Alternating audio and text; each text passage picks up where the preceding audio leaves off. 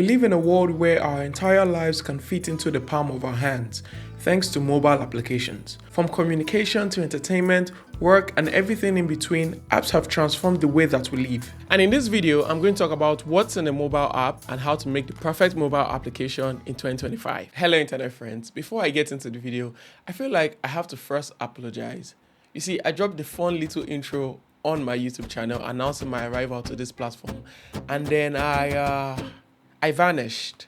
Simply because I refused to take my own advice. I decided not to show up because I was too scared to suck. But luckily for me, I have amazing friends that have screamed some sense into me, and now I'm finally back. A lot has happened in the world since I've been gone. Trump became president for the second time, the new Superman trailer dropped, Tems won a second Grammy, and Luka Doncic was traded to the Lakers. I still can't believe that last one happened though. Unfortunately, none of these have anything to do with this video. I just wanted to make sure everyone was up to date because I'm a nice guy. So you're welcome. All right, let's get into the video. Okay, so for my older audience, a mobile app is basically a computer software or program that was designed to run on a mobile device such as a phone, tablet, or wearables like smartwatches. They can be downloaded to run natively on your device, unlike a web app, which needs to be accessed from a web browser. If you're watching this video on your phone, you're probably watching it on a mobile app. The initial benefits of mobile applications was that they could integrate with your native phone features, such as your camera or GPS. However, web technologies and APIs are getting more and more powerful these days that they can also do these things as well. So the question is, should you make a mobile app? And if you were to make a modern mobile app today, what are some of the factors you should consider in order for it to be successful? To answer these questions, I had a fun chat with a good friend of mine who has been developing mobile apps for about a decade. I mean, I think the first thing is we're in the age and like the Gen Z world where like everything is an app, right? Like I feel like people, it's just preference right now. Most of your audience probably like prefer to using an app towards like using a website as well. There's that personalization to it instead of having to like go to the URL bar and input a website every single time. So I'll give an example. You could easily join a Zoom call from your phone on web, right? But you never do that because it's just a different experience. It's going to work. There's like just significant difference, less lag, less like animation, like lags and stuff like that, right? It just feels smoother and like feels better to use. Fun fact, there are thousands and thousands of mobile apps being released into the Google Play Store and iOS App Store today, making up for millions and millions of apps available for download on both platforms. That's a lot. But even with that, research has shown that the average person has about 40 apps installed on their devices, but uses less than 20 actively. I strongly believe we're all using the same apps on our phones. Take a look at this list and let me know if there's any app here you've never used before. So what have these apps done to stand out in the wild and worm their way into a cozy spot on our mobile devices? To be honest, I think it's just first to market, most of them. They just got to the market early, right? Like, again, anybody could have built like a new Twitter, right? Like, or like a new WhatsApp. It's not that deep, right? But like, we all use them just because, they got to the market first.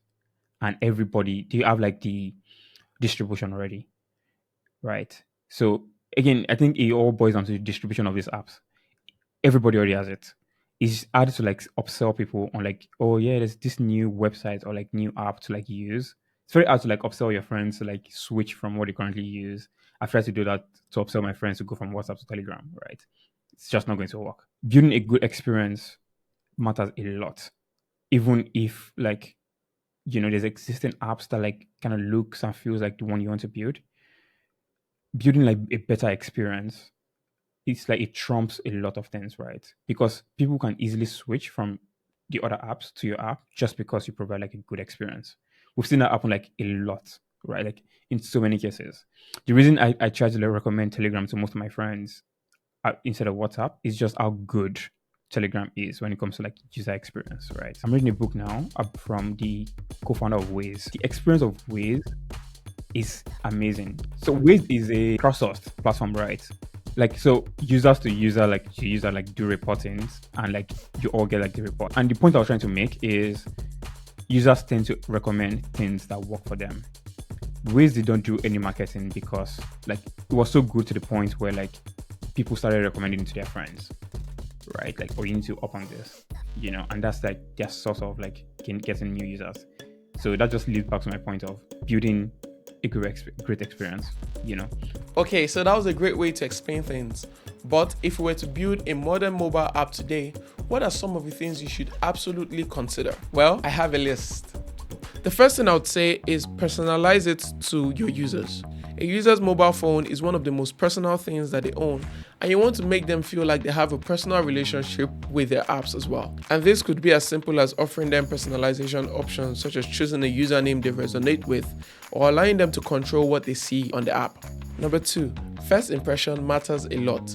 I can't tell you how many times I've fallen in love with a mobile app just because of the welcome screen and onboarding flow. There are many apps out there, and a user would not hesitate to uninstall your app if it makes it difficult for them to get started. 3, make sure you create an unrivaled user experience. Like I said earlier, there are so many apps out there, but a lot less patience. Even though you deliver a great first impression, but it's still a pain to use your app, I don't think users are going to stick around for much longer. And the last thing on my list, and my personal favorite, is please, the notifications are getting weird. Show me just the important stuff. I appreciate apps that allow me to personalize and customize the type of notifications I want to receive, but come on, the notifications are getting weird. So what's next for the future of mobile applications? Interestingly, my conversation with Shaggy took an unexpected turn. I mean, this is extremely controversial, by the way, but I feel like, most apps do the same at this point, right? And with the rise of like AI and stuff, it's so hard for apps like be unique anymore because like it's easy to like build what is in your head and like replicate what others are building, right? So what I think is going to happen, again, controversial, is we're going to have these AI app stores where like, can take care of everything. And basically we have like apps that are on top of like things like OpenAI and stuff like that, right? And you have your calendar, you have your games, you have your Snapchat, you have your WhatsApp, you have your communication like apps, everything, right? Just lives under one AI umbrella. Think about this from like, you're just talking to an AI and it's just like helping you do stuff, right? Generally, we have to like move away from platforms like iOS. And I feel like OpenAI, with all the money that they have, at some point they will want to do this.